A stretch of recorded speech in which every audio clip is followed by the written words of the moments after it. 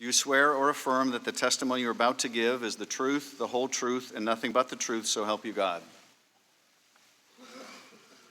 Let the record show that the witnesses answered in the affirmative. Thank you, and you may be seated.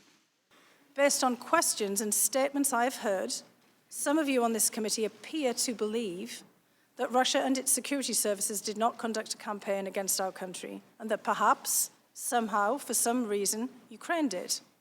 This is a fictional narrative that has been perpetrated and propagated by the Russian security services themselves.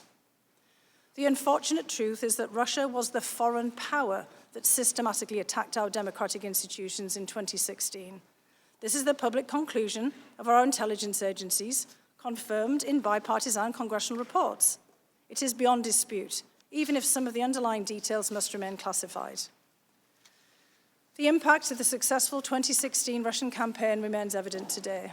Our nation is being torn apart. Truth is questioned.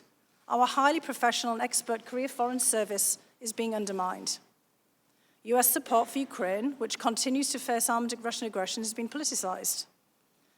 The Russian government's goal is to weaken our country, to diminish America's global role, and to neutralize a perceived US threat to Russian interests. President Putin and the Russian security services aim to counter US foreign policy objectives in Europe, including in Ukraine, where Moscow wishes to reassert political and economic dominance. I say this not as an alarmist, but as a realist. I do not think long-term conflict with Russia is either desirable or inevitable. I continue to believe that we need to seek ways of stabilizing our relationship with Moscow, even as we counter their efforts to harm us. Right now, Russia's security services and their proxies have geared up to repeat their interference in the 2020 election.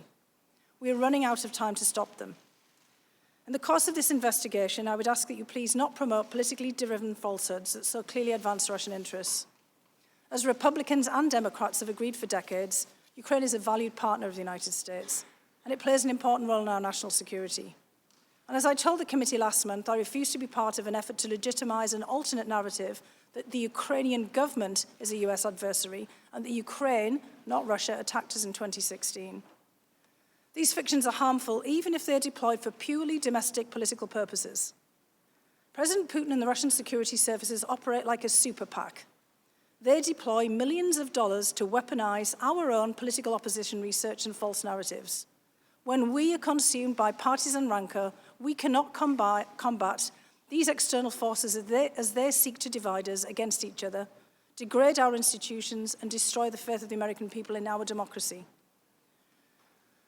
I respect the work that this Congress does in carrying out its constitutional responsibilities, including this inquiry, and I'm here to help you to the best of my ability.